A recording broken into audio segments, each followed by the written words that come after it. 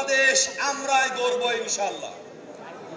আমার বাংলাদেশকে আমরা ভালোবাসি। তোমাদের স্কলারশিপ লাগলে বিভিন্ন প্রতিষ্ঠান আছে এবং তোমাদের স্কলারশিপের সন্ধান দেবে। সবচাইতে পুরা হচ্ছে আমি, এই জন্য পড়তে হবে। আমি একটা কথা বলি যে কেন্দ্রীয় সভাপতি মোহতারাম জাহিদুল ইসলাম ভাই, অন্যান্য মেহমানদ্বয়, টিচিং প্রফেশনের আরেকটা সুযোগ হচ্ছে বিসিএস দিয়ে সরকারি শিক্ষক। বিশ্বাসী সুরে এগিয়ে এসো, পিছিয়ে থেকো না, ছাত্র শিবির দিচ্ছে তোমায় মুক্তির ঠিকানা। বিশ্বাসী সুরে এগিয়ে এসো, পিছিয়ে থেকো না। অন্যদের সাথে আমাদের পার্থক্যটা কোথায়? অন্যদের সাপোজ যদি কোথাও থেকে 10 টাকা অর্থায়ন আসে, তো সেই 10 টাকা থেকে প্রোগ্রামের জন্য ব্যয় হবে কয় টাকা? 2 টাকা। আর বাকি 8 টাকা কোথায় যাবে? পকেটে চলে যায়। ডানের পকেট, বামের পকেট, পিছনের পকেট, পকেটের অভাব নাই।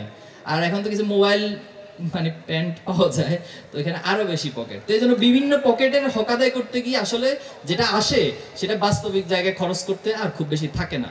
কিন্তু ছাত্র শিবির বাস্তবতা হচ্ছে, কোথাও যদি 10 টাকা একটা প্রোগ্রামের জন্য বরাদ্দ হয়, সেখানে যিনি ওই টাকা মেইনটেনেন্সের দায়িত্বে থাকেন, তিনি নিজের পকেট থেকে আরো 2 টাকা দিয়ে সেটা 12 টাকা হয়। এই 12 টাকা যখন প্রপারলি ইউটিলাইজ হয়, তখন সেখানে আল্লাহ তাআলার একটা বারাকা আমাদের জন্য চলে আসে। বর্তমানে এই জেনারেশনকে একটা শ্রেণী বোকা ভাবে, তারা মনে করে যে তাদেরকে যা বলবো তারা সেটাই মুখ বুঝে চোখ বুঝে গ্রহণ করবে, কিন্তু বাস্তবতা তো তা না।